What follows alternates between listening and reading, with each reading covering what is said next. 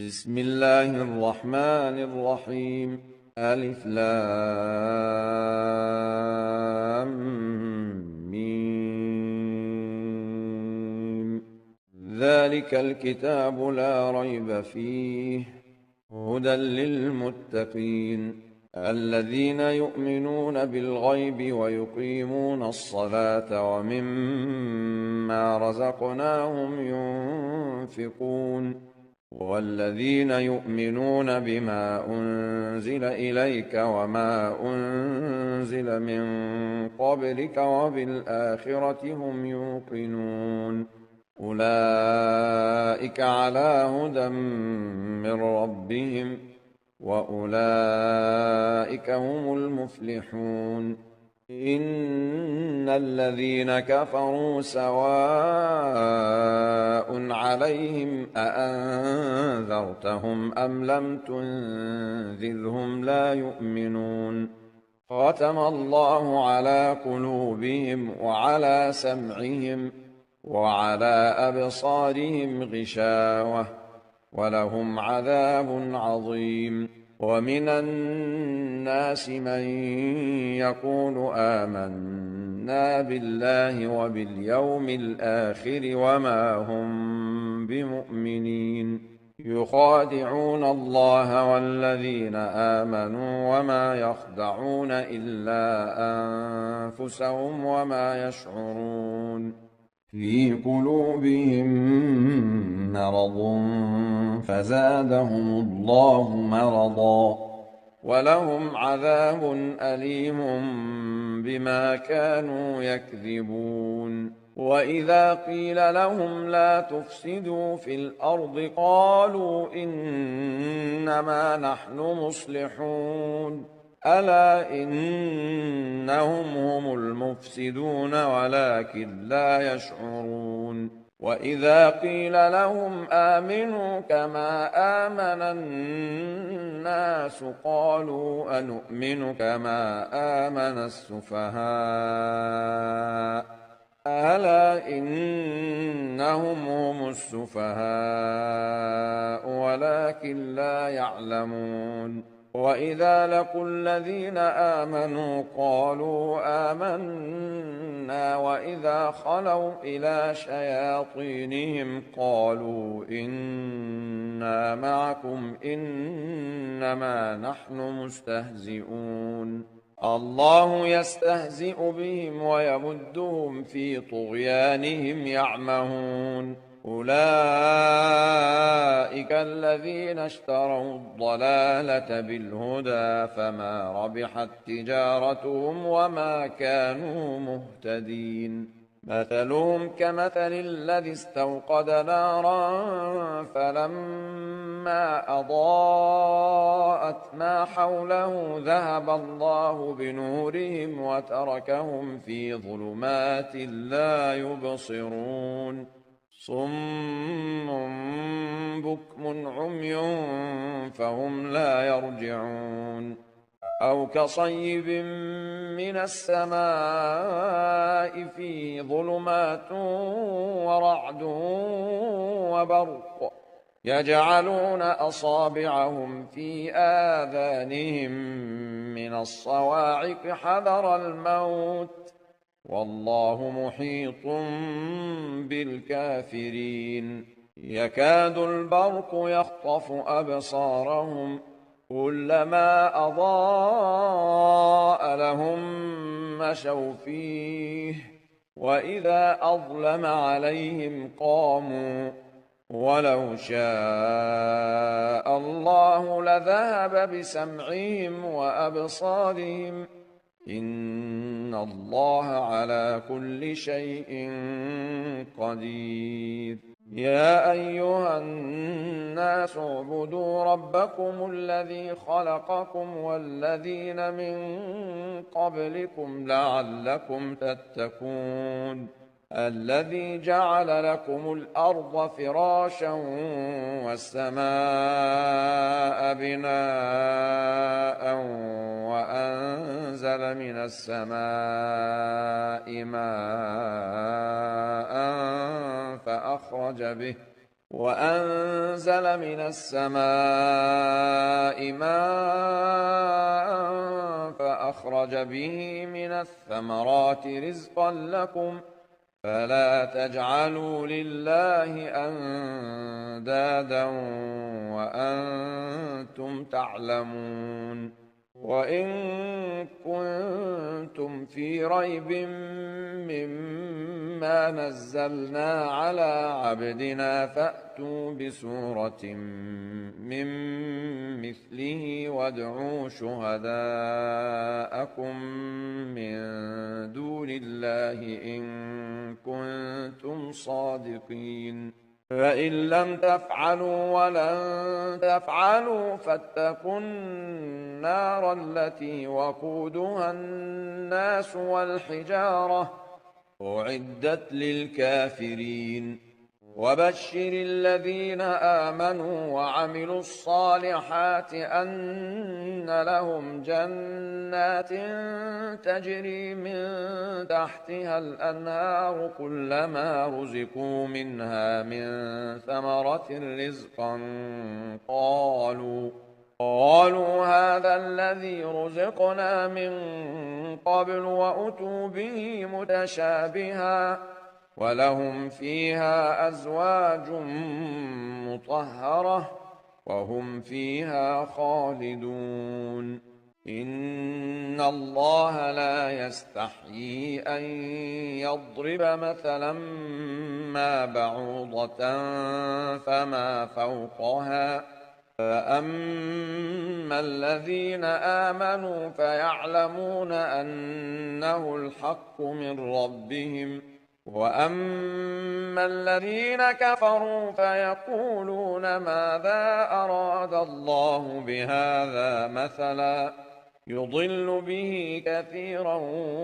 ويهدي به كثيرا وما يضل به إلا الفاسقين الذين ينقضون عهد الله من بعد ميثاقه ويقطعون ما أمر الله به أن يوصل ويفسدون في الأرض أولئك هم الخاسرون. كيف تكفرون بالله وكنتم أمواتا فأحياكم ثم يميتكم ثم يحييكم ثم إليه ترجعون. هو الذي خلق لكم ما في الأرض جميعا ثم استوى إلى السماء فسواهن 7 سماوات وهو بكل شيء عليم. وإذ قال ربك للملائكة إني جاعل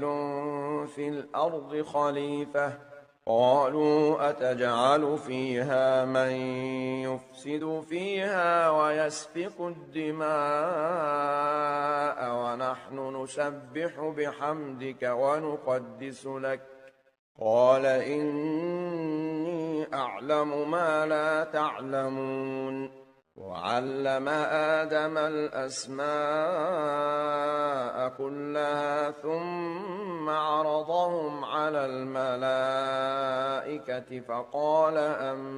أنبئوني بأسماء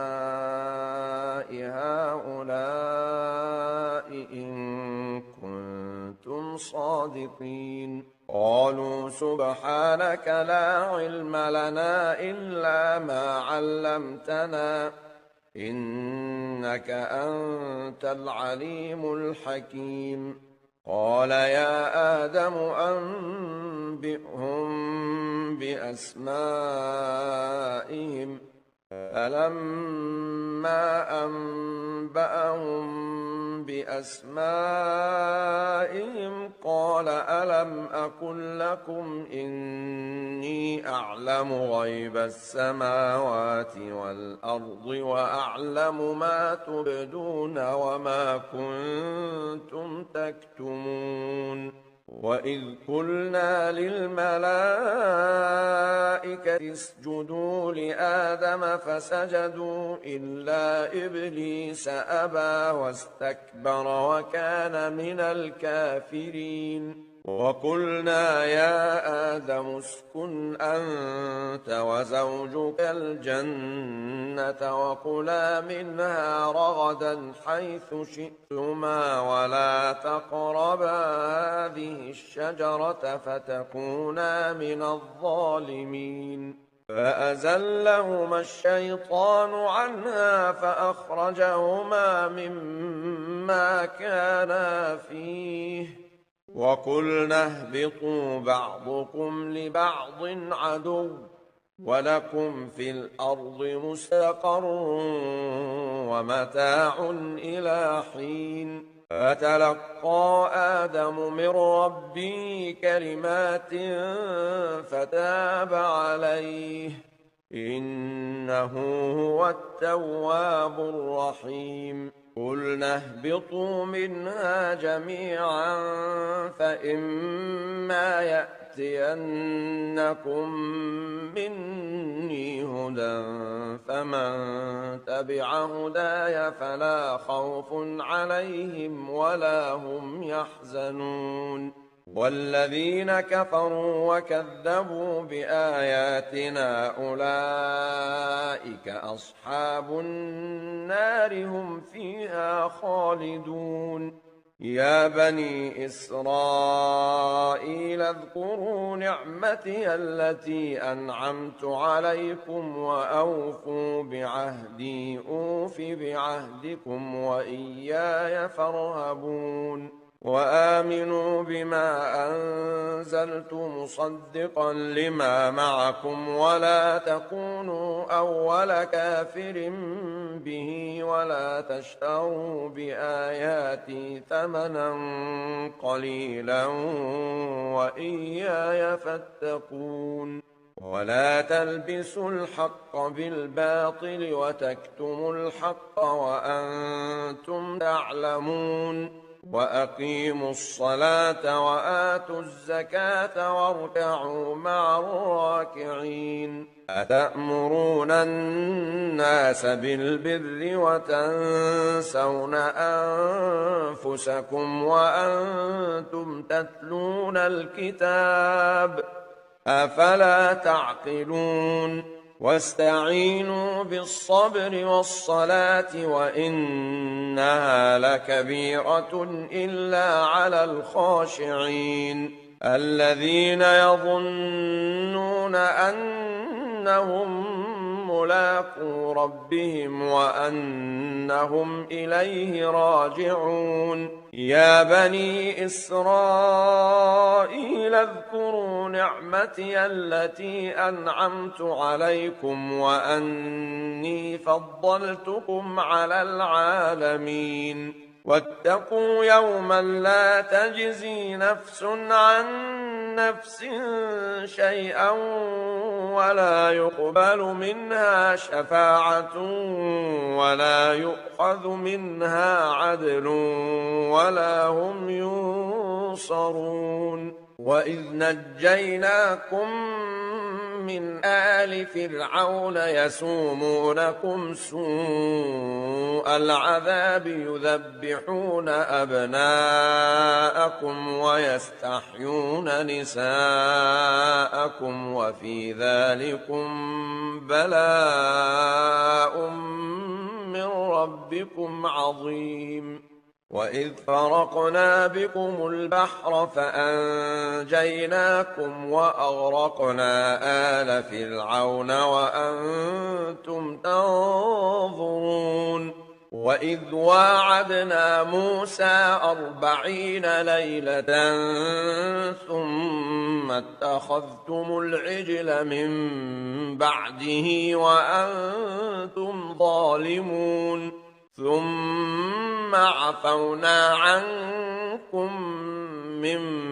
بعد ذلك لعلكم تشكرون وإذ آتينا موسى الكتاب والفرقان لعلكم تهتدون وإذ قال موسى لقومه يا قوم إنكم ظلمتم أنفسكم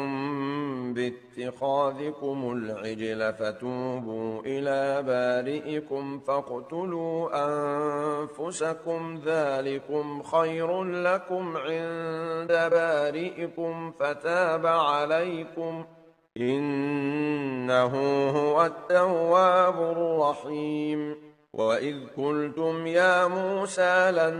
نؤمن لك حتى نرى الله جهرة فأخذتكم الصاعقة وأنتم تنظرون ثم بعثناكم من بعد موتكم لعلكم تشكرون وظللنا عليكم الغمام وأنزلنا عليكم المن والسلوى كلوا من طيبات ما رزقناكم وما ظلمونا ولكن كانوا أنفسهم يظلمون وإذ قلنا ادخلوا هذه القرية فكلوا منها حيث شئتم رغدا وادخلوا الباب سجدا وقولوا حطة نغفر لكم خطاياكم وسنزيد المحسنين فبدل الذين ظلموا قولا غير الذي قيل لهم فأنزلنا على الذين ظلموا رجزا من السماء بما كانوا يفسقون وإذ استسقى موسى لقومه فقلنا اضرب بعصاك الحجر فانفجرت منه 12 عينا قد علم كل أناس مشربهم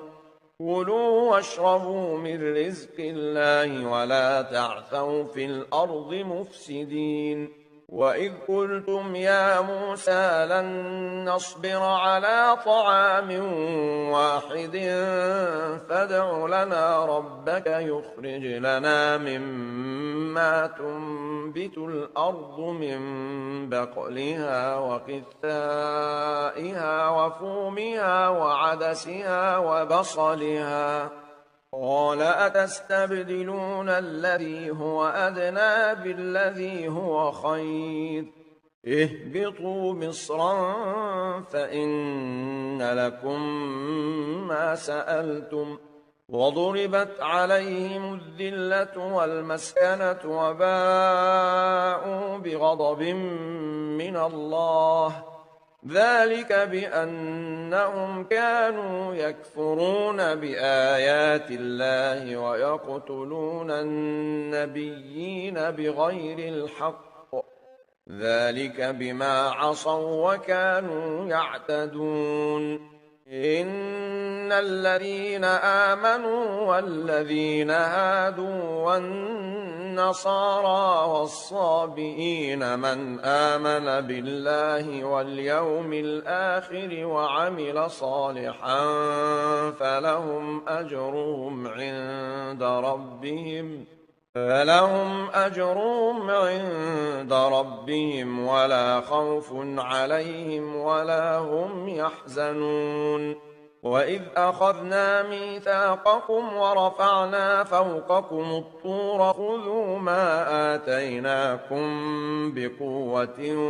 واذكروا ما فيه لعلكم تتقون ثم توليتم من بعد ذلك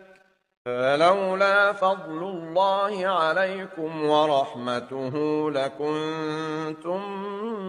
من الخاسرين ولقد علمتم الذين اعتدوا منكم في السبت فقلنا لهم كونوا قردة خاسئين فجعلناها نكالا لما بين يديها وما خلفها وموعظة للمتقين وإذ قال موسى لقومه إن الله يأمركم أن تذبحوا بقرة قالوا أتتخذنا هزوا قال أعوذ بالله أن أكون من الجاهلين قالوا ادع لنا ربك يبين لنا ما هي قال إنه يقول إنها بقرة لا فارض ولا بكر عوان بين ذلك فافعلوا ما تؤمرون قالوا ادع لنا ربك يبين لنا ما لونها قال إنه يقول إنها بقرة صفراء فاقع لونها تسر الناظرين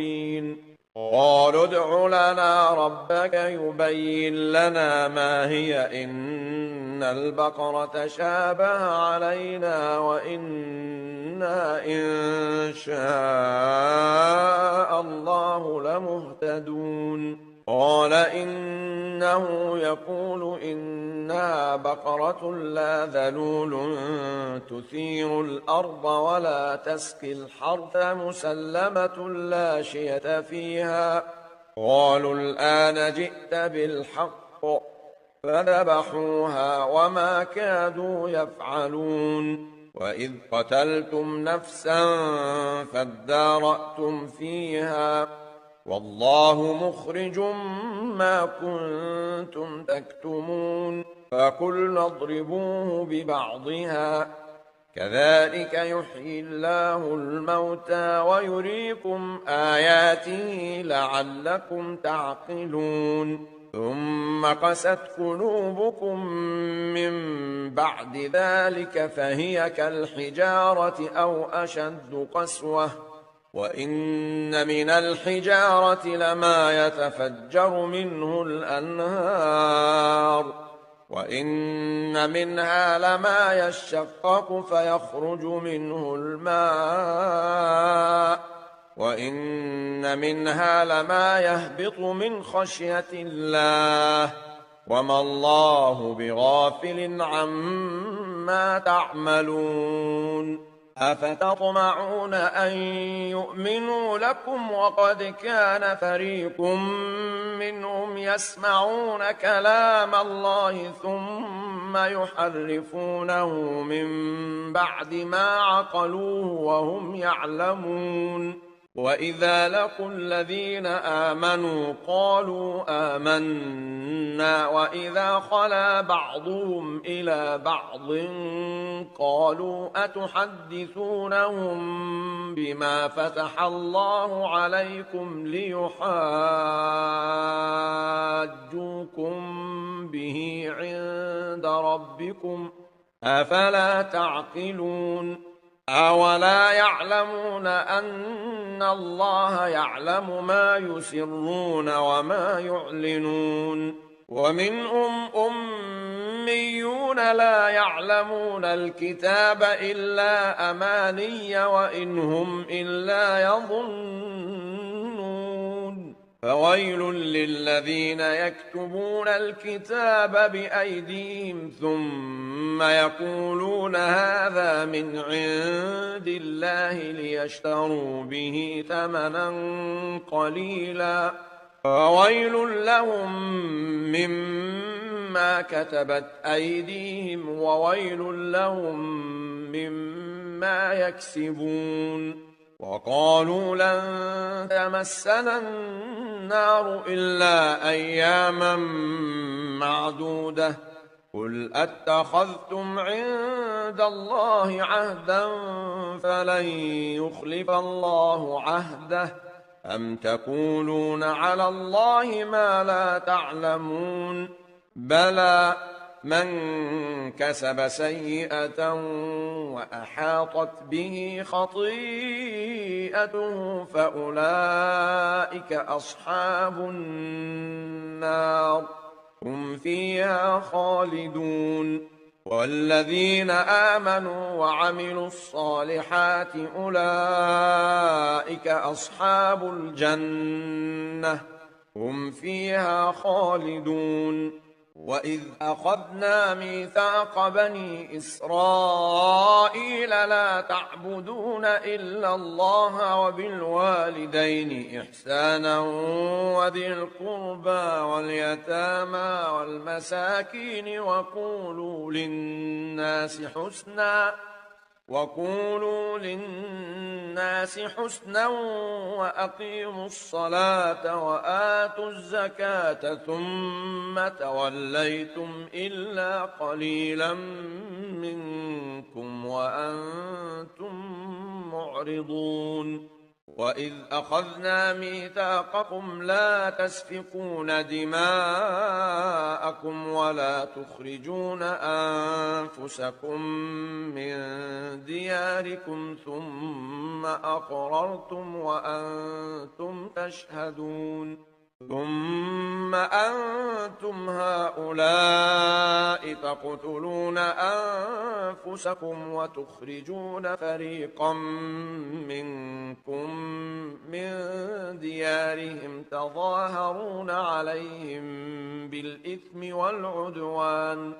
تظاهرون عليهم بالإثم والعدوان وإن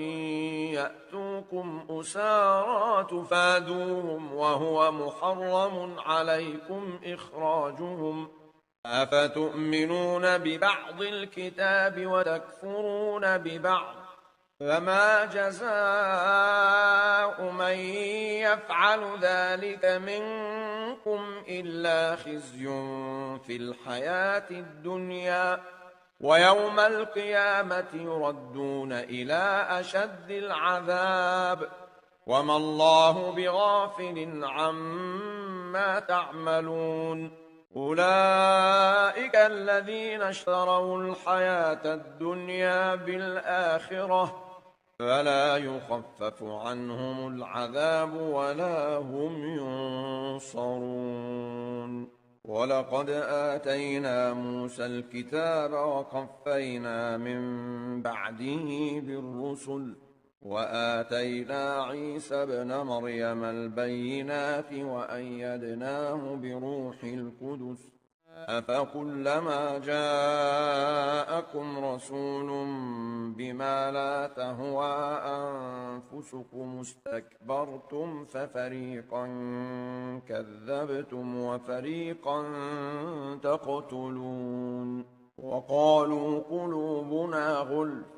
بل لعنهم الله بكفرهم فقليلا ما يؤمنون ولما جاءهم كتاب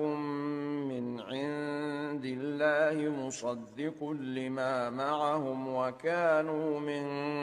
قبل يستفتحون على الذين كفروا فلما جاءهم ما عرفوا كفروا به فلعنة الله على الكافرين بئس ما اشتروا به أنفسهم أن يكفروا بما أنزل الله بغيا أن ينزل الله من فضله على من يشاء من عباده فباءوا بغضب على غضب وللكافرين عذاب مهين وإذا قيل لهم آمنوا بما أنزل الله قالوا نؤمن بما أنزل علينا ويكفرون بما وراءه وهو الحق مصدقا لما معهم قل فلم تقتلون أنبياء الله من قبل إن كنتم مؤمنين ولقد جاءكم موسى بالبينات ثم اتخذتم العجل من بعده وأنتم ظالمون وإذ أخذنا ميثاقكم ورفعنا فوقكم الطور خذوا ما آتيناكم بقوة واسمعوا قالوا سمعنا وعصينا وأشربوا في قلوبهم العجل بكفرهم قل بئس ما يأمركم به إيمانكم إن كنتم مؤمنين قل إن كانت لكم الدار الآخرة عند الله خالصة من دون الناس فتمنوا الموت إن كنتم صادقين ولن يتمنوا أبدا بما قدمت أيديهم والله عليم بالظالمين ولتجدنهم أحرص الناس على حياة ومن الذين أشركوا يود أحدهم لو يعمر 1000 سنة وما هو بمزحزحه من العذاب أن يعمر والله بصير بما يعملون قل من كان عدوا لجبريل فإنه نزله على قلبك بإذن الله مصدقا لما بين يديه وهدى وبشرى للمؤمنين من كان عدوا لله وملائكته ورسله وجبريل وميكال فإن الله عدو للكافرين ولقد أنزلنا إليك آيات بينات وما يكفر بها إلا الفاسقون أوكلما عاهدوا عهدا نبذه فريق منهم بل أكثرهم لا يؤمنون ولما جاءهم رسول من عند الله مصدق لما معهم نبذ فريق من الذين أوتوا الكتاب كتاب الله وراء ظهورهم كأنهم لا يعلمون واتبعوا ما تتلو الشياطين على ملك سليمان وما كفر سليمان ولكن الشياطين كفروا يعلمون الناس السحر وما أنزل على الملكين ببابل هاروت وماروت وما يعلمان من أحد حتى يقولا إنما نحن فتنة فلا تكفر فيتعلمون منهما ما يفرقون به بين المرء وزوجه وما هم بضارين به من أحد إلا بإذن الله ويتعلمون ما يضرهم ولا ينفعهم ولقد علموا لمن اشتراه ما له في الآخرة من خلاق ولبئس ما شروا به أنفسهم لو كانوا يعلمون ولو أنهم آمنوا واتقوا لمثوبة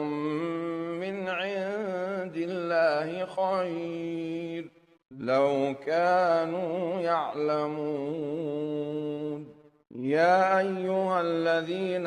آمنوا لا تقولوا راعنا وقولوا انظرنا واسمعوا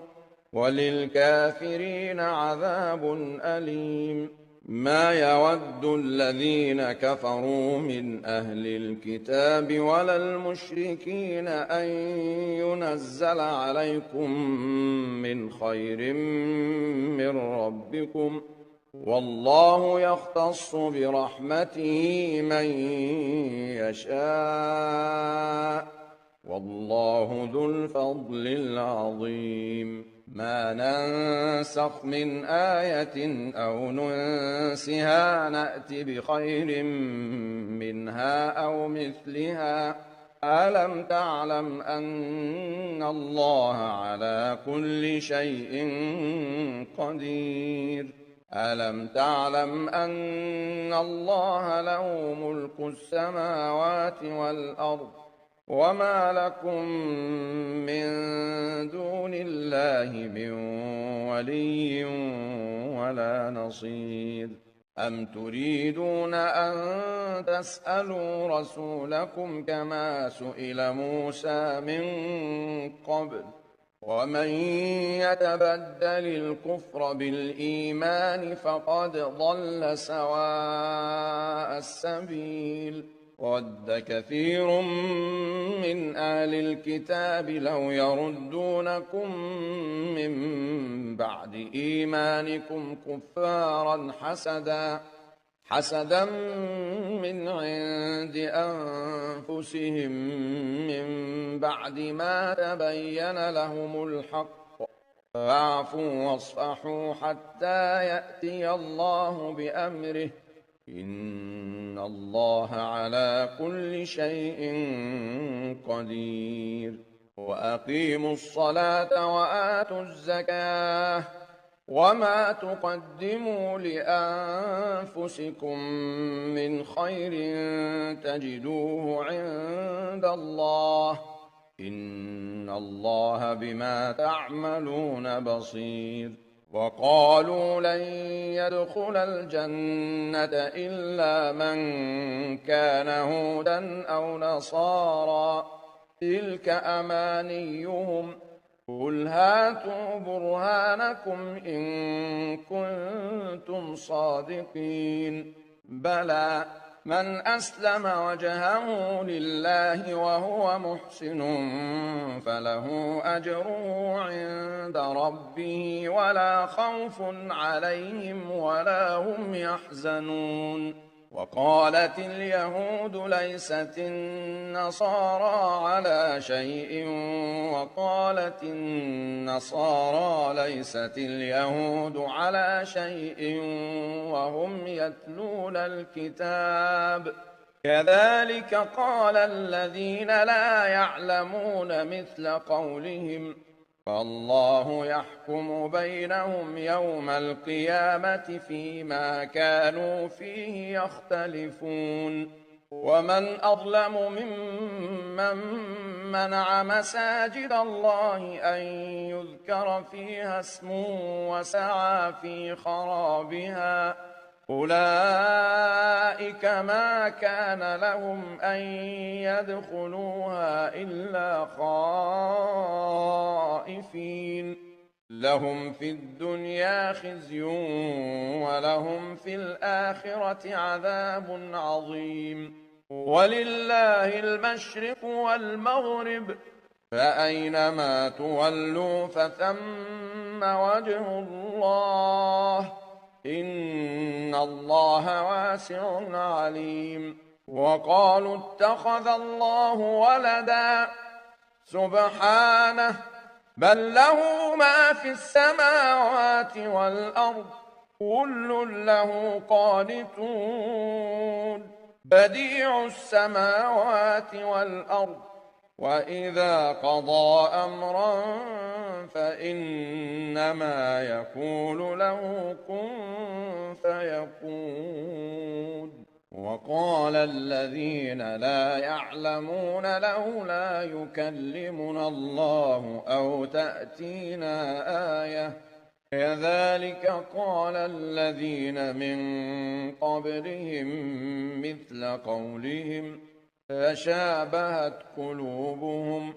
قد بينا الآيات لقوم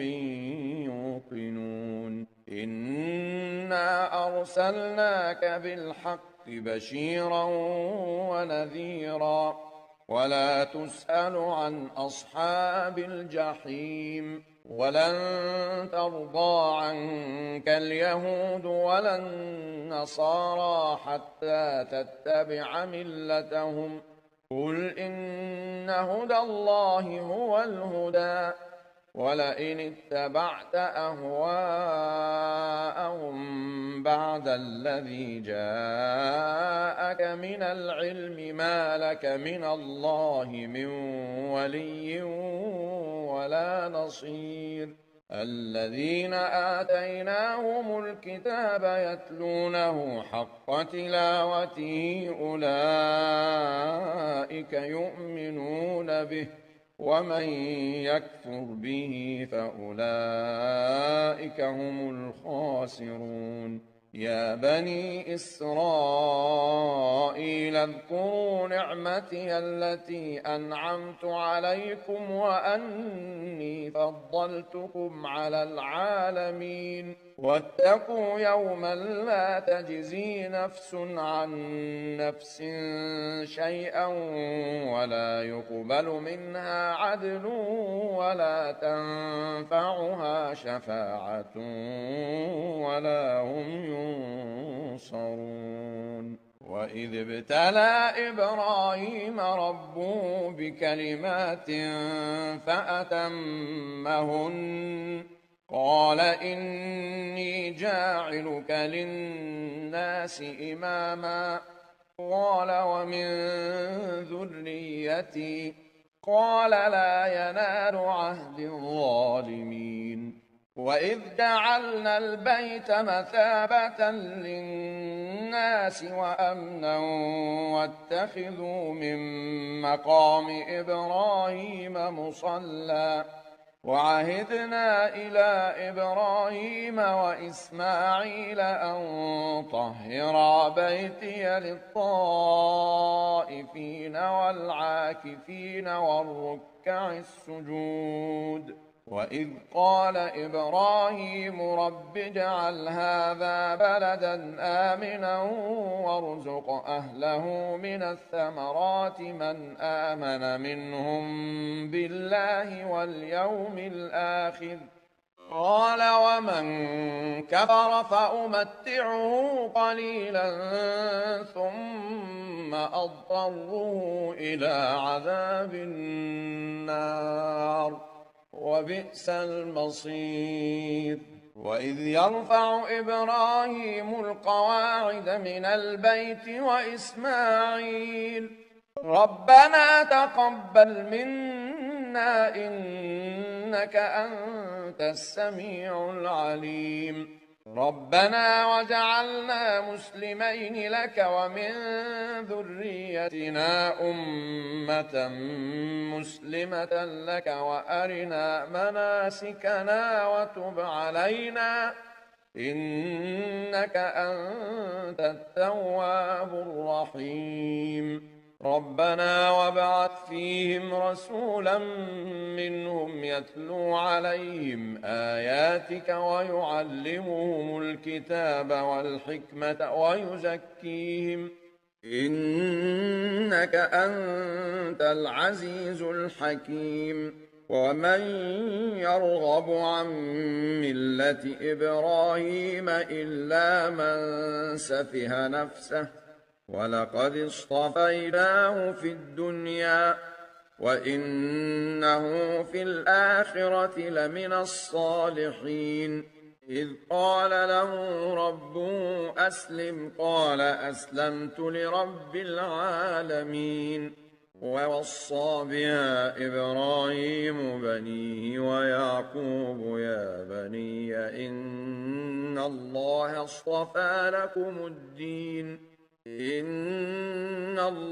اصطفى لكم الدين فلا تموتن إلا وأنتم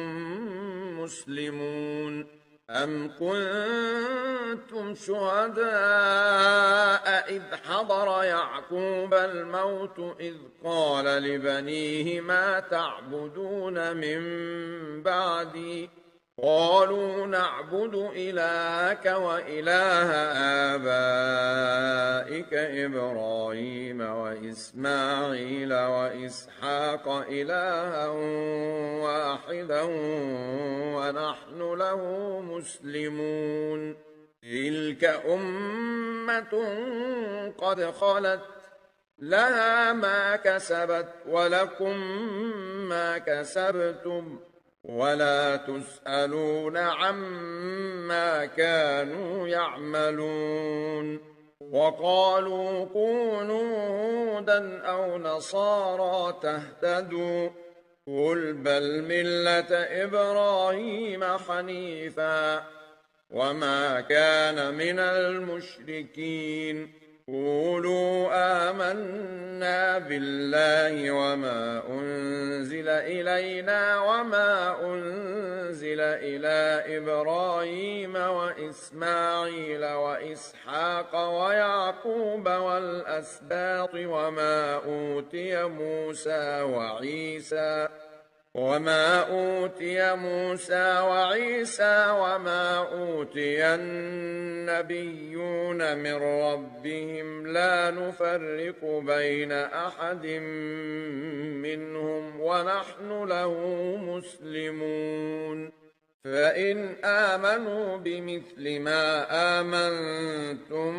به فقد اهتدوا وإن تولوا فإنما هم في شقاق فسيكفيكهم الله وهو السميع العليم. صبغة الله ومن أحسن من الله صبغة ونحن له عابدون. قل أتحاجوننا في الله وهو ربنا وربكم ولنا أعمالنا ولكم أعمالكم ونحن له مخلصون. أم تقولون إن إبراهيم وإسماعيل وإسحاق ويعقوب والأسباط كانوا هودا أو نصارى قل أأنتم أعلم أم الله ومن أظلم ممن كتم شهادة عنده من الله وما الله بغافل عما تعملون. تلك أمة قد خلت لها ما كسبت ولكم ما كسبتم ولا تسألون عما كانوا يعملون. سيقول السفهاء من الناس ما ولاهم عن قبلتهم التي كانوا عليها قل لله المشرق والمغرب يهدي من يشاء إلى صراط مستقيم. وكذلك جعلناكم أمة وسطا لتكونوا شهداء على الناس ويكون الرسول عليكم شهيدا. وما جعلنا القبلة التي كنت عليها إلا لنعلم من يتبع الرسول ممن ينقلب على عقبيه وإن كانت لكبيرة إلا على الذين هدى الله وما كان الله ليضيع إيمانكم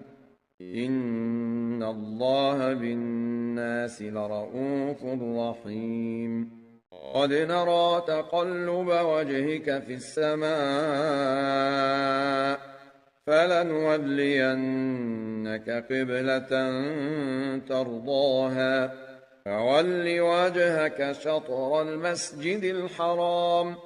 وحيث ما كنتم فولوا وجوهكم شطره وإن الذين أوتوا الكتاب ليعلمون أنه الحق من ربهم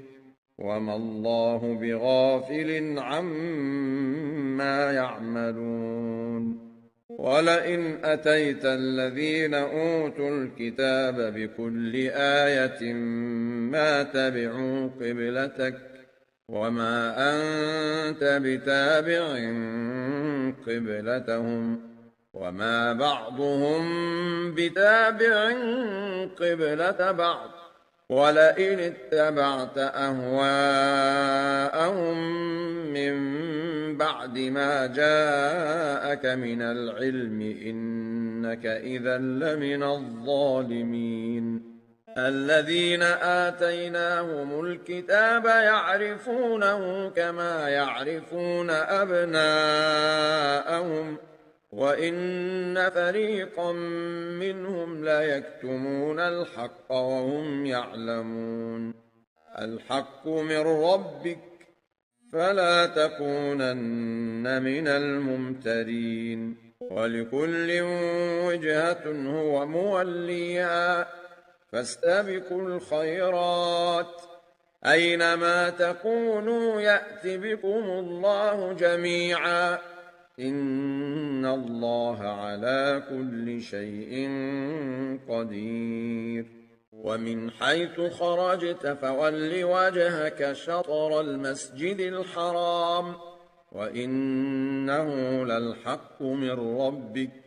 وما الله بغافل عما تعملون ومن حيث خرجت فول وجهك شطر المسجد الحرام وحيث ما كنتم فولوا وجوهكم شطره لئلا يكون للناس عليكم حجة إلا الذين ظلموا منهم فلا تخشوهم واخشوني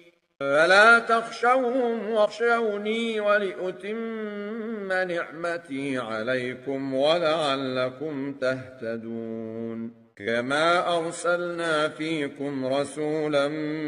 منكم يتلو عليكم آياتنا ويزكيكم ويعلمكم الكتاب والحكمة ويعلمكم ما لم تكونوا تعلمون فاذكروني أذكركم واشكروا لي ولا تكفرون يا أيها الذين آمنوا استعينوا بالصبر والصلاة إن الله مع الصابرين ولا تقولوا لمن يقتل في سبيل الله أموات بل أحياء ولكن لا تشعرون ولنبلونكم بشيء من الخوف والجوع ونقص من الأموال والأنفس والثمرات وبشر الصابرين الذين إذا أصابتهم مصيبة قالوا إنا لله وإنا إليه راجعون أولئك عليهم صلوات من ربهم ورحمة وأولئك هم المهتدون إن الصفا والمروة من شعائر الله فمن حج البيت أو اعتمر فلا جناح عليه أن يطوف بهما ومن تطوع خيرا فإن الله شاكر عليم إن الذين يكتمون ما أنزلنا من البينات والهدى من بعد ما بيناه للناس في الكتاب أولئك يلعنهم الله ويلعنهم اللاعنون إلا الذين تابوا وأصلحوا وبينوا فأولئك أتوب عليهم وأنا التواب الرحيم إن الذين كفروا وماتوا وهم كفار أولئك عليهم لعنة الله والملائكة والناس أجمعين خالدين فيها لا يخفف عنهم العذاب ولا هم ينظرون وإلهكم إله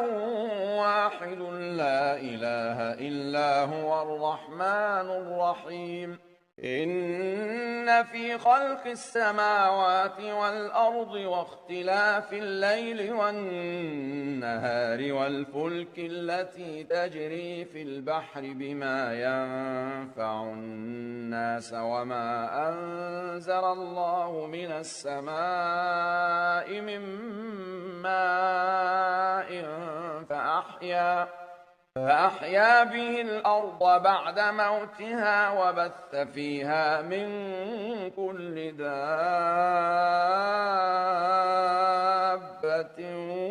وتصريف الرياح والسحاب المسخر بين السماء والأرض لآيات وتصريف الرياح والسحاب المسخر بين السماء والأرض لآيات لقوم يعقلون ومن الناس من يتخذ من دون الله أندادا يحبونهم كحب الله والذين آمنوا أشد حبا لله ولو يرى الذين ظلموا إذ يرون العذاب أن القوة لله جميعا وأن الله شديد العذاب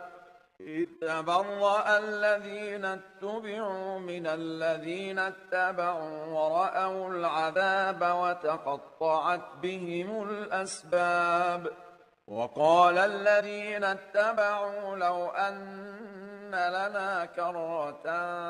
فنتبرأ منهم كما تبرؤوا منا كذلك يريهم الله أعمالهم حسرات عليهم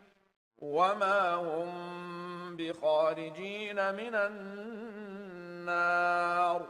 يا أيها الناس كلوا مما في الأرض حلالا طيبا ولا تتبعوا خطوات الشيطان إنه لكم عدو مبين إنما يأمركم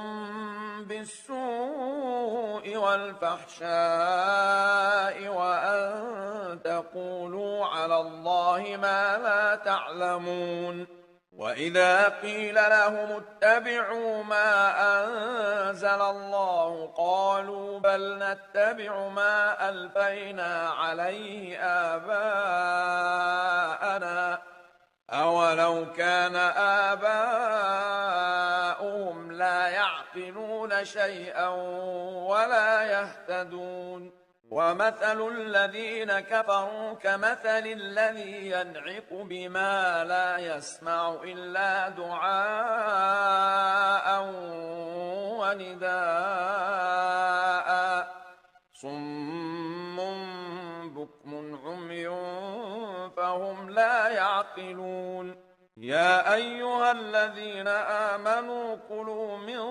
طيبات ما رزقناكم واشكروا لله إن كنتم إياه تعبدون إنما حرم عليكم الميتة والدم ولحم الخنزير وما أهل به لغير الله فمن اضطر غير باغ ولا عاد فلا إثم عليه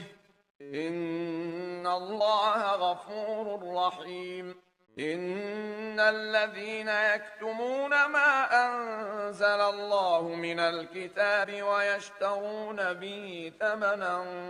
قليلا أولئك ما يأكلون في بطونهم إلا النار ولا يكلمهم الله يوم القيامة ولا يزكيهم ولهم عذاب أليم أولئك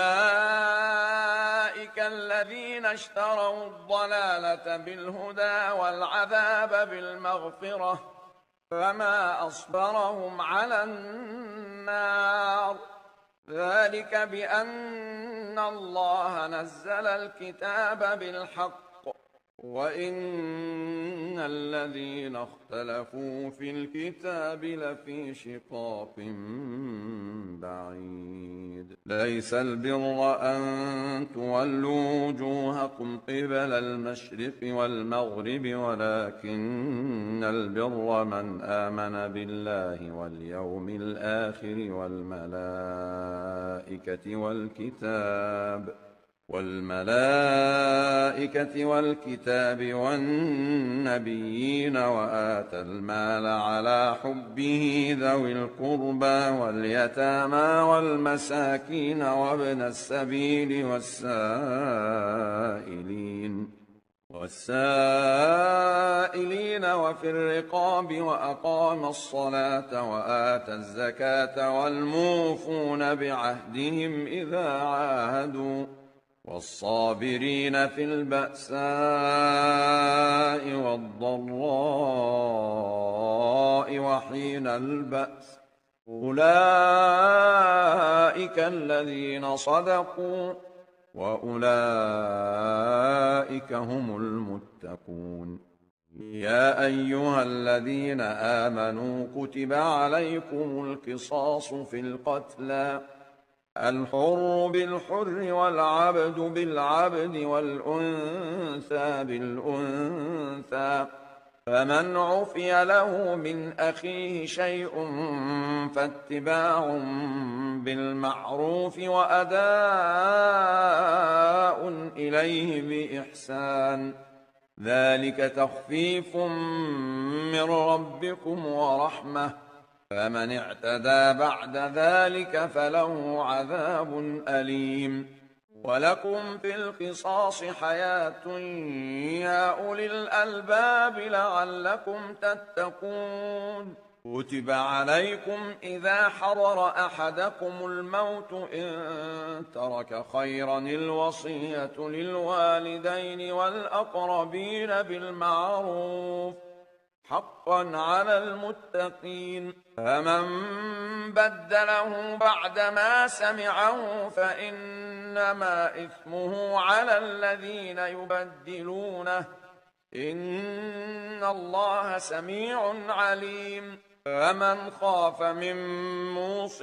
جنفا أو إثما فأصلح بينهم فلا إثم عليه إن الله غفور رحيم يا أيها الذين آمنوا كتب عليكم الصيام كما كتب على الذين من قبلكم لعلكم تتقون أياما معدودات فمن كان منكم مريضا أو على سفر فعدة من أيام أخر وعلى الذين يطيقونه فدية طعام مسكين فمن تطوع خيرا فهو خير له وأن تصوموا خير لكم إن كنتم تعلمون شهر رمضان الذي أنزل فيه القرآن هدى للناس وبينات من الهدى والفرقان فمن شهد منكم الشهر فليصمه ومن كان مريضا أو على سفر فعدة من أيام أخر يريد الله بكم اليسر ولا يريد بكم العسر ولتكملوا العدة ولتكبروا الله على ما هداكم ولعلكم تشكرون وإذا سألك عبادي عني فإني قريب أجيب دعوة الداع إذا دعان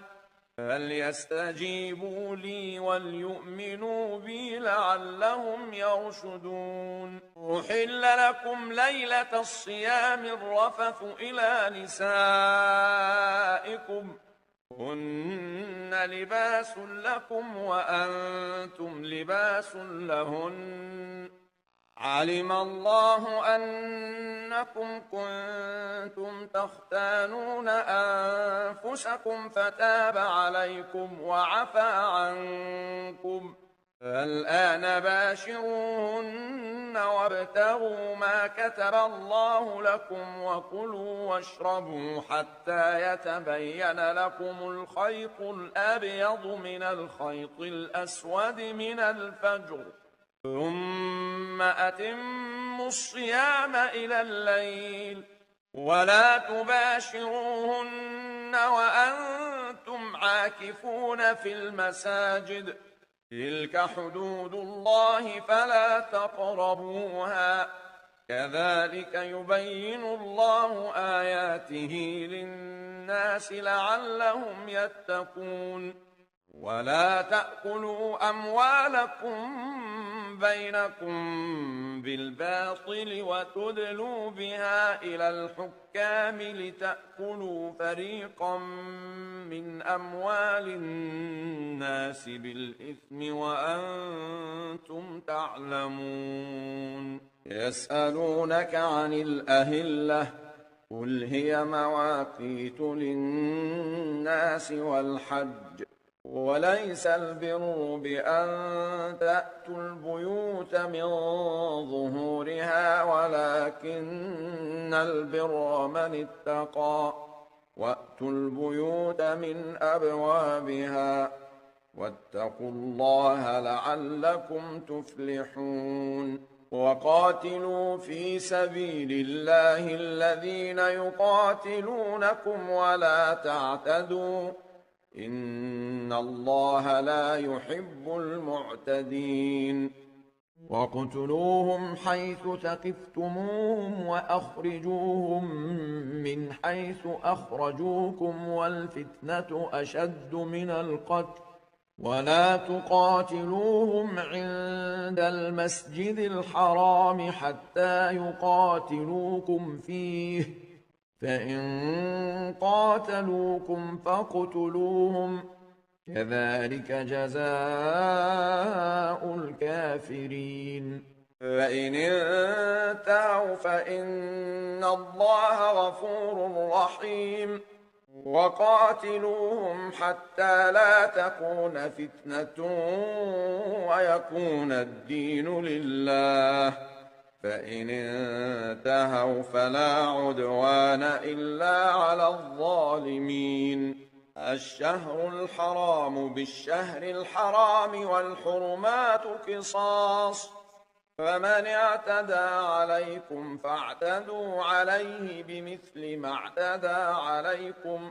واتقوا الله واعلموا أن الله مع المتقين وأنفقوا في سبيل الله ولا تلقوا بأيديكم إلى التهلكة وأحسنوا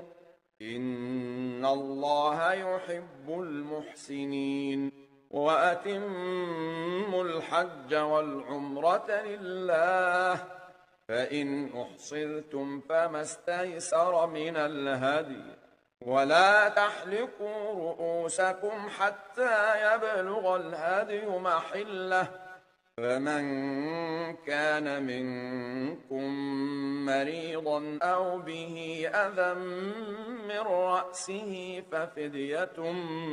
من صيام أو صدقة أو نسك فإذا أمنتم فمن تمتع بالعمرة إلى الحج فما استيسر من الهدي فمن لم يجد فصيام 3 أيام في الحج و7 إذا رجعتم تلك 10 كاملة ذلك لمن لم يكن أهله حاضر المسجد الحرام واتقوا الله واعلموا أن الله شديد العقاب الحج أشهر معلومات فمن فرض فيهن الحج فلا رفث ولا فسوق ولا جدال في الحج، وما تفعلوا من خير يعلمه الله، وتزودوا فإن خير الزاد التقوى، واتقون يا أولي الألباب. ليس عليكم جناح أن تبتغوا فضلا من ربكم، فإذا أفضتم من عرفات فاذكروا الله عند المشعر الحرام واذكروه كما هداكم وإن كنتم من قبله لمن الضالين.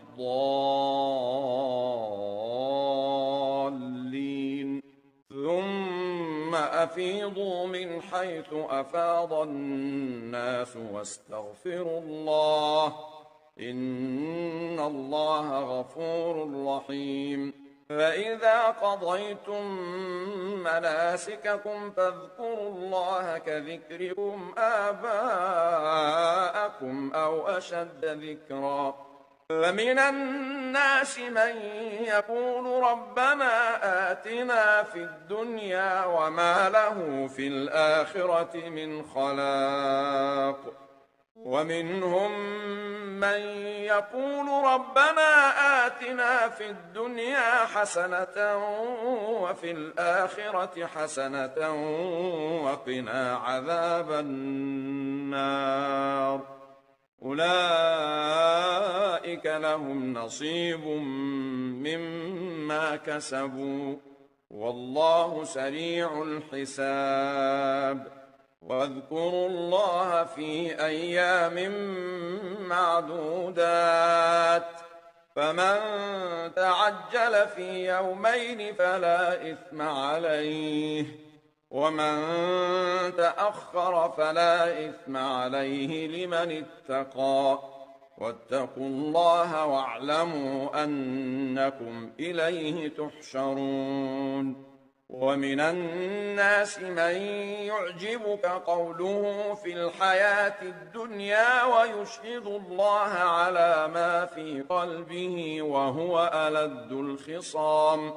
وإذا تولى سعى في الأرض ليفسد فيها ويهلك الحرث والنسل، والله لا يحب الفساد. وإذا قيل له اتق الله أخذته العزة بالإثم فحسبه جهنم ولبئس المهاد. ومن الناس من يشري نفسه ابتغاء مرضات الله، والله رؤوف بالعباد. يا أيها الذين آمنوا ادخلوا في السلم كافة ولا تتبعوا خطوات الشيطان، إنه لكم عدو مبين. فإن زللتم من بعد ما جاءتكم البينات فاعلموا أن الله عزيز حكيم. هل ينظرون إلا أن يأتيهم الله في ظلل من الغمام والملائكة وقضي الأمر وإلى الله ترجع الأمور. سل بني إسرائيل كم آتيناهم من آية بينة، ومن يبدل نعمة الله من بعد ما جاءته فإن الله شديد العقاب. زين للذين كفروا الحياة الدنيا ويسخرون من الذين آمنوا، والذين اتقوا فوقهم يوم القيامة والله يرزق من يشاء بغير حساب. كان الناس أمة واحدة فبعث الله النبيين مبشرين ومنذرين وأنزل معهم الكتاب بالحق ليحكم بين الناس فيما اختلفوا فيه، وما اختلف فيه إلا الذين أوتوه من بعد ما جاءتهم البينات بغيا بينهم، فهدى الله الذين آمنوا لما اختلفوا فيه من الحق بإذنه، والله يهدي من يشاء إلى صراط مستقيم. أم حسبتم أن تدخلوا الجنة ولما يأتكم مثل الذين خلوا من قبلكم مستهم البأساء والضراء وزلزلوا حتى يقول الرسول والذين آمنوا معه متى نصر الله، ألا إن نصر الله قريب. يسألونك ماذا ينفقون قل ما أنفقتم من خير فللوالدين والأقربين واليتامى والمساكين وابن السبيل، وما تفعلوا من خير فإن الله به عليم. كتب عليكم القتال وهو كره لكم، وعسى أن تكرهوا شيئا وهو خير لكم، وعسى أن تحبوا شيئا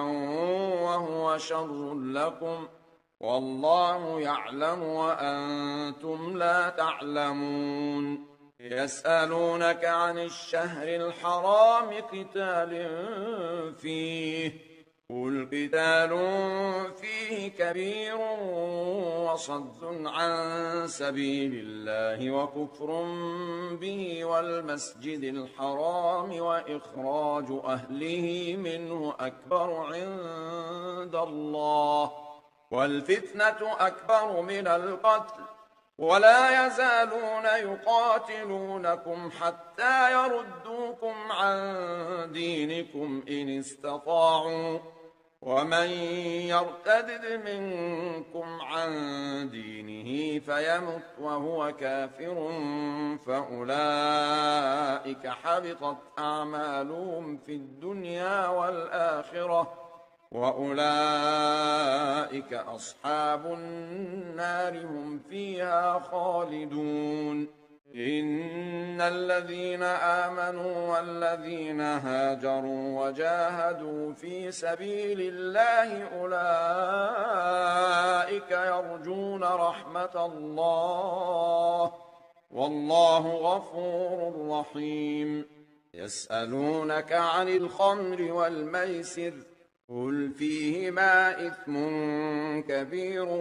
ومنافع للناس وإثمهما أكبر من نفعهما، ويسألونك ماذا ينفقون قل العفو، كذلك يبين الله لكم الآيات لعلكم تتفكرون. كذلك يبين الله لكم الآيات لعلكم تتفكرون في الدنيا والآخرة. ويسألونك عن اليتامى قل إصلاح لهم خير، وإن تخالطوهم فإخوانكم، والله يعلم المفسد من المصلح، ولو شاء الله لأعنتكم، إن الله عزيز حكيم. ولا تنكحوا المشركات حتى يؤمن، ولأمة مؤمنة خير من مشركة ولو أعجبتكم ولا تنكحوا المشركين حتى يؤمنوا ولعبد مؤمن خير من مشرك ولو أعجبكم أولئك يدعون إلى النار والله يدعو إلى الجنة والمغفرة بإذنه ويبين آياته للناس لعلهم يتذكرون ويسألونك عن المحيض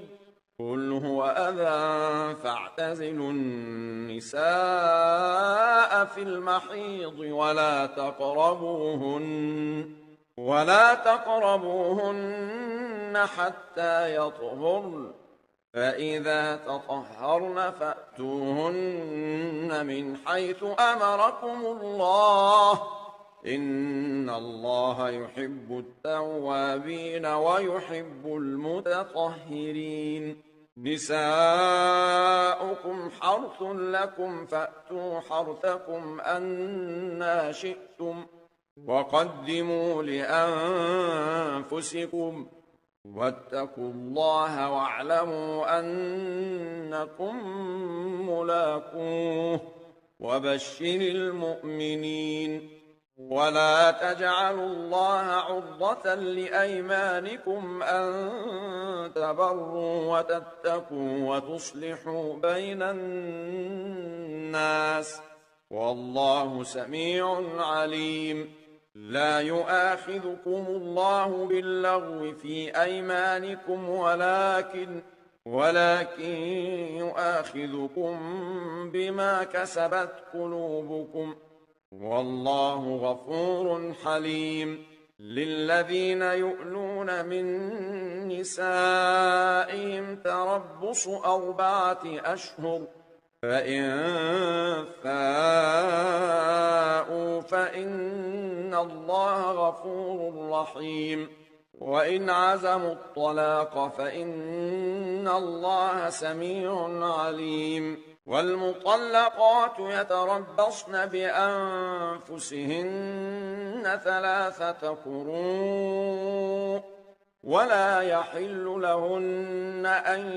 يكتمن ما خلق الله في أرحامهن إن كن يؤمن بالله واليوم الآخر وبعولتهن أحق بردهن في ذلك إن أرادوا إصلاحا ولهن مثل الذي عليهن بالمعروف وللرجال عليهن درجة والله عزيز حكيم الطلاق 2 فإمساك بمعروف أو تسريح بإحسان ولا يحل لكم أن تأخذوا مما آتيتموهن شيئا إلا أن يخافا ألا يقيما حدود الله فإن خفتم ألا يقيما حدود الله فلا جناح عليهما فيما افتدت به تلك حدود الله فلا تعتدوها ومن يتعد حدود الله فأولئك هم الظالمون فإن طلقها فلا تحل له من بعد حتى تنكح زوجا غيره فإن طلقها فلا جناح عليهما أن يتراجعا إن ظنا أن يقيما حدود الله وتلك حدود الله يبينها لقوم يعلمون. وإذا طلقتم النساء فبلغن أجلهن فأمسكوهن بمعروف أو سرحوهن بمعروف ولا تمسكوهن ضرارا لتعتدوا ومن يفعل ذلك فقد ظلم نفسه ولا تتخذوا آيات الله هزوا واذكروا نعمة الله عليكم وما أنزل عليكم من الكتاب والحكمة يعظكم به واتقوا الله واعلموا أن الله بكل شيء عليم. وإذا طلقتم النساء فبلغن أجلهن فلا تعضلوهن أن ينكحن أزواجهن إذا تراضوا بينهم بالمعروف ذلك يوعظ به من كان منكم يؤمن بالله واليوم الآخر ذلكم أزكى لكم وأطهر والله يعلم وأنتم لا تعلمون. والوالدات يرضعن أولادهن حولين كاملين لمن أراد أن يتم الرضاعة وعلى المولود له رزقهن وكسوتهن بالمعروف لا تكلف نفس إلا وسعها لا تضار والدة بولدها ولا مولود له بولده وعلى الوارث مثل ذلك فإن أرادا فصالا عن تراض منهما وتشاور فلا جناح عليهما وإن أردتم أن تسترضعوا أولادكم فلا جناح عليكم إذا سلمتم ما آتيتم بالمعروف واتقوا الله واعلموا أن الله بما تعملون بصير. والذين يتوفون منكم ويذرون أزواجا يتربصن بأنفسهن 4 أشهر و10 فإذا بلغن أجلهن فلا جناح عليكم فيما فعلن في أنفسهن بالمعروف والله بما تعملون خبير. ولا جناح عليكم فيما عرضتم به من خطبة النساء أو أكننتم في أنفسكم علم الله أنكم ستذكرونهن ولكن لا تواعدوهن سرا إلا أن تقولوا قولا معروفا ولا تعزموا عقدة النكاح حتى يبلغ الكتاب أجله واعلموا أن الله يعلم ما في أنفسكم فاحذروه واعلموا أن الله غفور حليم. لا جناح عليكم إن طلقتم النساء ما لم تمسوهن أو تفرضوا لهن فريضة ومتعوهن على الموسع قدره وعلى المقتر قدره متاعا بالمعروف حقا على المحسنين. وإن طلقتموهن من قبل أن تمسوهن وقد فرضتم لهن فريضة فنصف ما فرضتم إلا أن يعفون إلا أن يعفون أو يعفو الذي بيده عقدة النكاح وأن تعفوا أقرب للتقوى ولا تنسوا الفضل بينكم إن الله بما تعملون بصير حافظوا على الصلوات والصلاة الوسطى وقوموا لله قانتين فإن خفتم فرجالا أو ركبانا فإذا أمنتم فاذكروا الله كما علمكم ما لم تكونوا تعلمون والذين يتوفون منكم ويذرون أزواجا وصية لأزواجهم متاعا إلى الحول غير إخراج فإن خرجن فلا جناح عليكم فيما فعلن في أنفسهن من معروف والله عزيز حكيم وللمطلقات متاع بالمعروف حقا على المتقين كذلك يبين الله لكم آياته لعلكم تعقلون ألم تر إلى الذين خرجوا من ديارهم وهم ألوف حذر الموت فقال لهم الله موتوا ثم أحياهم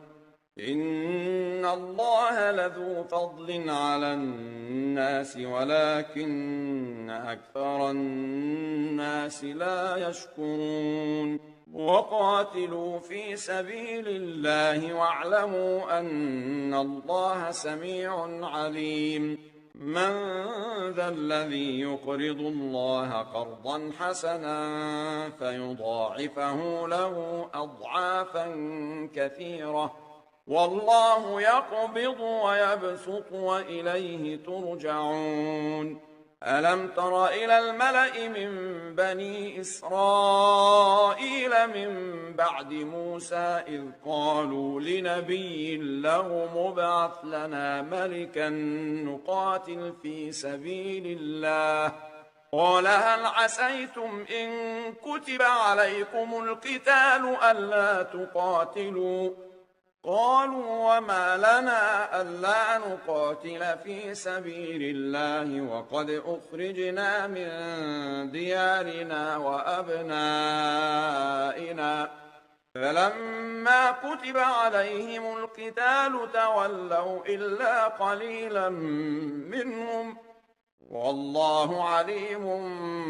بالظالمين وقال لهم نبيهم إن الله قد بعث لكم طالوت ملكا قالوا أنى يكون له الملك علينا ونحن أحق بالملك منه ولم يؤت سعة من المال قال إن الله اصطفاه عليكم وزاده بسطة في العلم والجسم والله يؤتي ملكه من يشاء والله واسع عليم وقال لهم نبيهم إن آية ملكه أن يأتيكم التابوت فيه سكينة من ربكم وبقية مما ترك آل موسى وآل هارون تحمله الملائكة إن في ذلك لآية لكم إن كنتم مؤمنين فلما فصل طالوت بالجنود قال إن الله مبتليكم بنهر فمن شرب منه فليس مني ومن لم يطعمه فإنه مني إلا من اغترف غرفة بيده فشربوا منه إلا قليلا منهم فلما جاوزه هو والذين آمنوا معه قالوا لا طاقة لنا اليوم بجالوت وجنوده قال الذين يظنون أنهم ملاقو الله كم من فئة قليلة غلبت فئة كثيرة بإذن الله والله مع الصابرين. ولما برزوا لجالوت وجنوده قالوا ربنا أفرغ علينا صبرا وثبت أقدامنا وانصرنا على القوم الكافرين فهزموهم بإذن الله وقتل داود جالوت وآتاه الله الملك والحكمة وعلمه مما يشاء ولولا دفع الله الناس بعضهم ببعض لفسدت الأرض ولكن الله ذو فضل على العالمين. تلك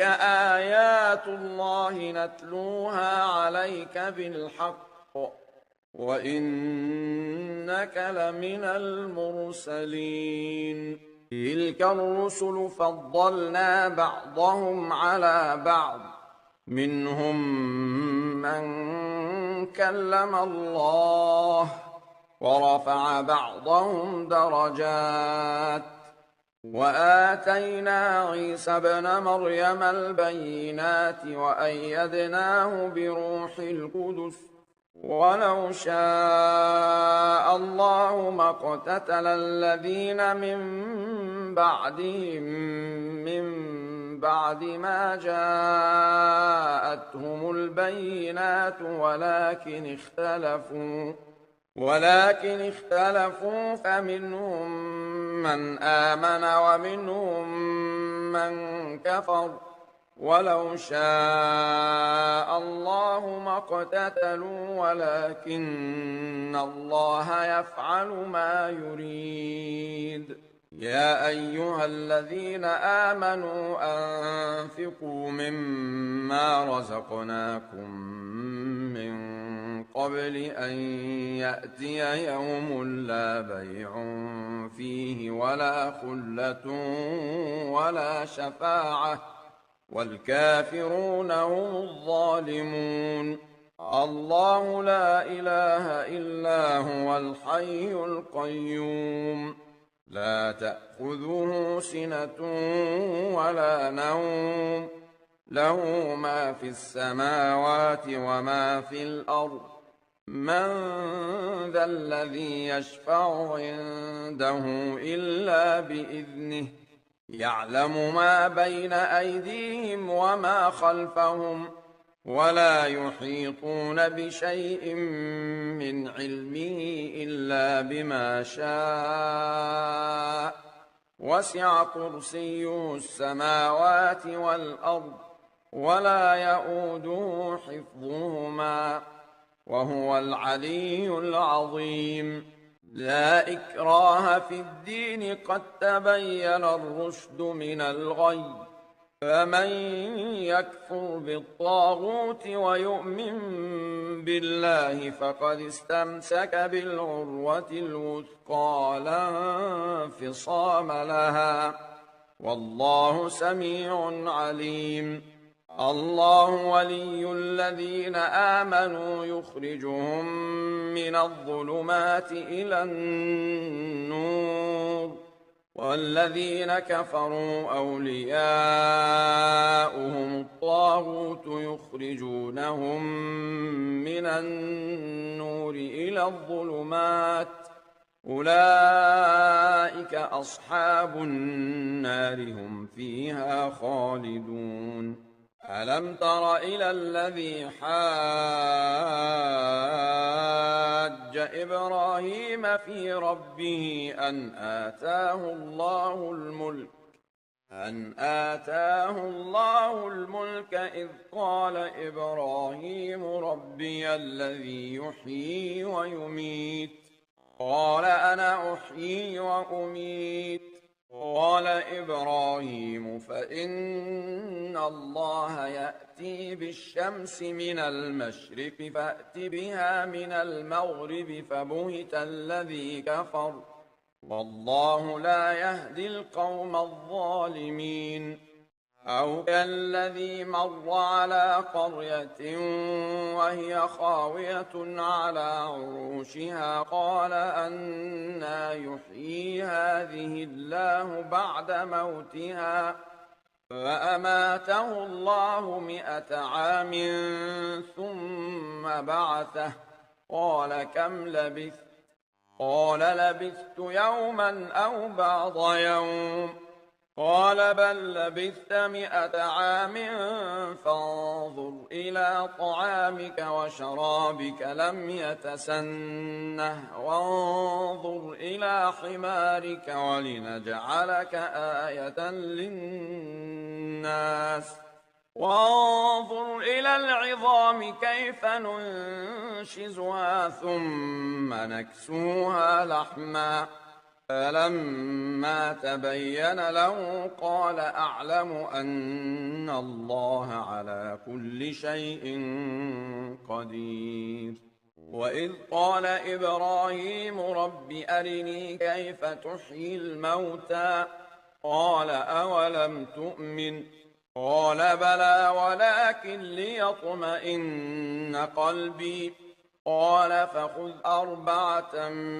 من الطير فصرهن إليك ثم اجعل على كل جبل منهن جزءا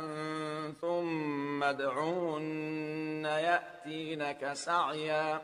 واعلم أن الله عزيز حكيم. مثل الذين ينفقون أموالهم في سبيل الله كمثل حبة أنبتت 7 سنابل في كل سنبلة 100 حبة والله يضاعف لمن يشاء والله واسع عليم.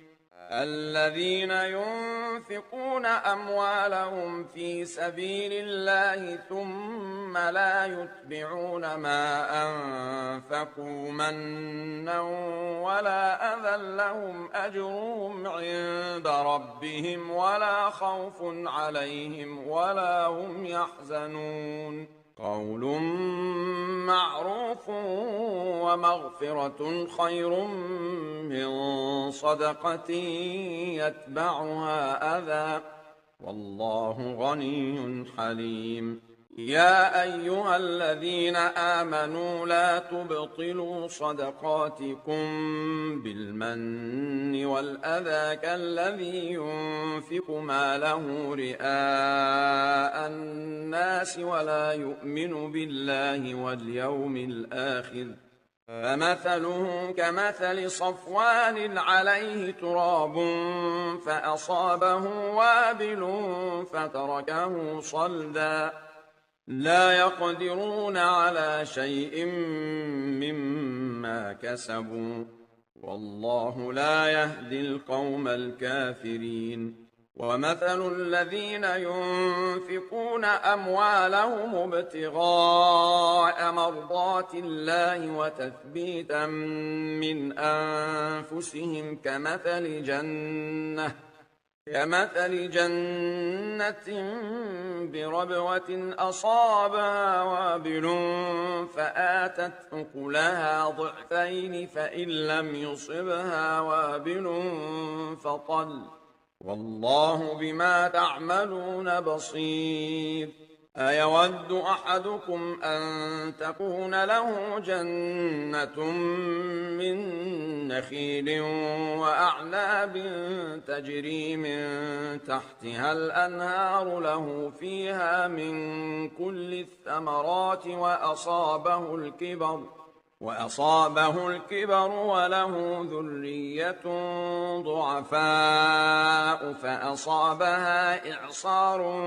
فيه نار فاحترقت كذلك يبين الله لكم الآيات لعلكم تتفكرون. يا أيها الذين آمنوا أنفقوا من طيبات ما كسبتم ومما أخرجنا لكم من الأرض ولا تيمموا الخبيث منه تنفقون ولستم بآخذيه إلا أن تغمضوا فيه واعلموا أن الله غني حميد. الشيطان يعدكم الفقر ويأمركم بالفحشاء والله يعدكم مغفرة منه وفضلا والله واسع عليم. يؤتي الحكمة من يشاء ومن يؤت الحكمة فقد أوتي خيرا كثيرا وما يذكر إلا أولو الألباب. وما أنفقتم من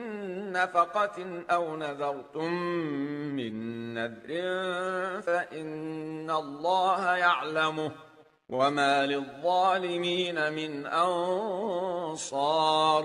إن تبدوا الصدقات فنعما هي وإن تخفوها وتؤتوها الفقراء فهو خير لكم ويكفر عنكم من سيئاتكم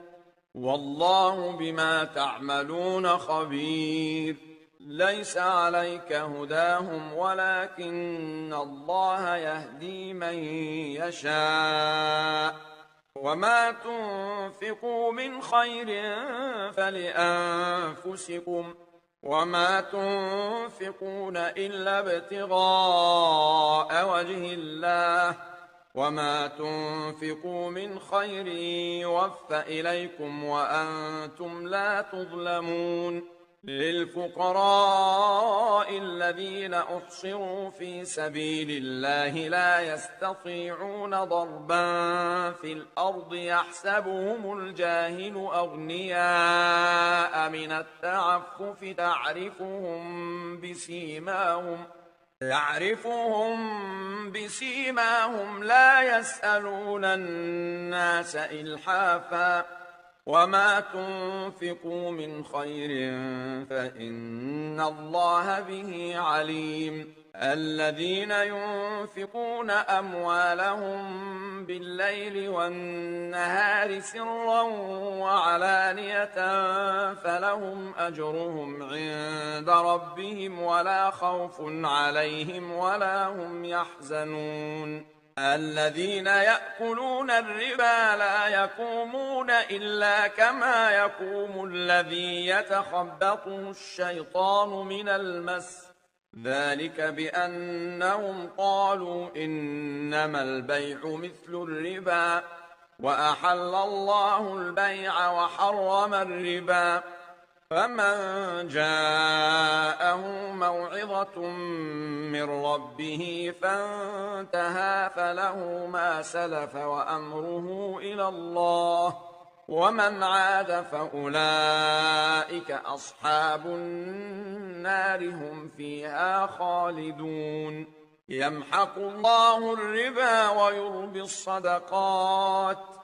والله لا يحب كل كفار أثيم. إن الذين آمنوا وعملوا الصالحات وأقاموا الصلاة وآتوا الزكاة لهم أجرهم عند ربهم ولا خوف عليهم ولا هم يحزنون. يا أيها الذين آمنوا اتقوا الله وذروا ما بقي من الربا إن كنتم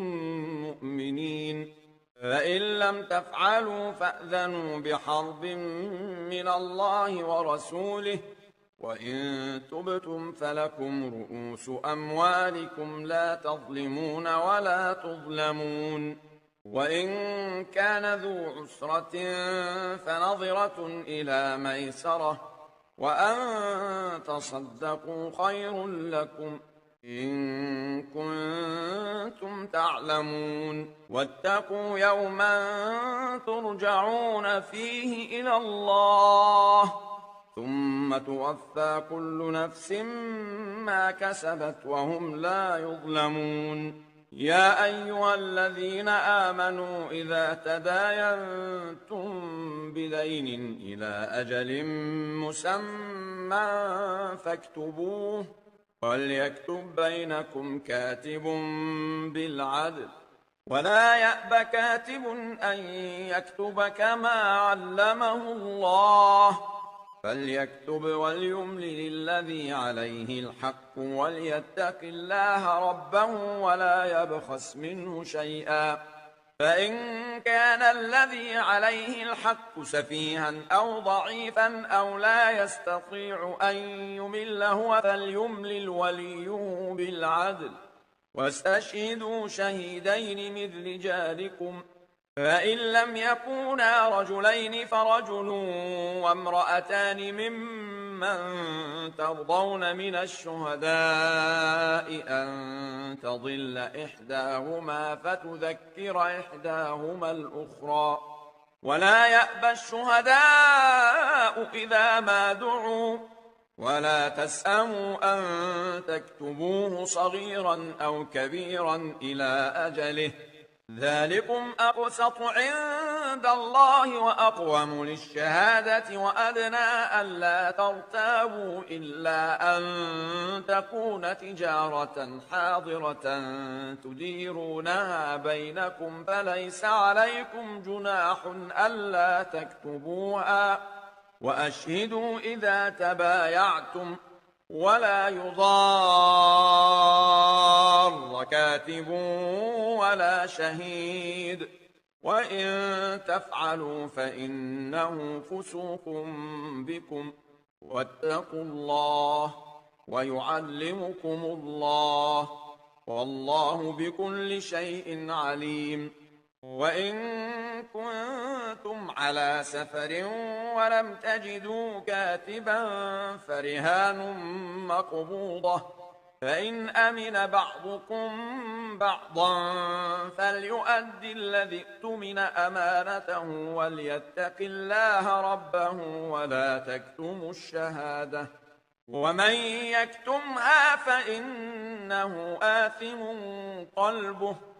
والله بما تعملون عليم لله ما في السماوات وما في الأرض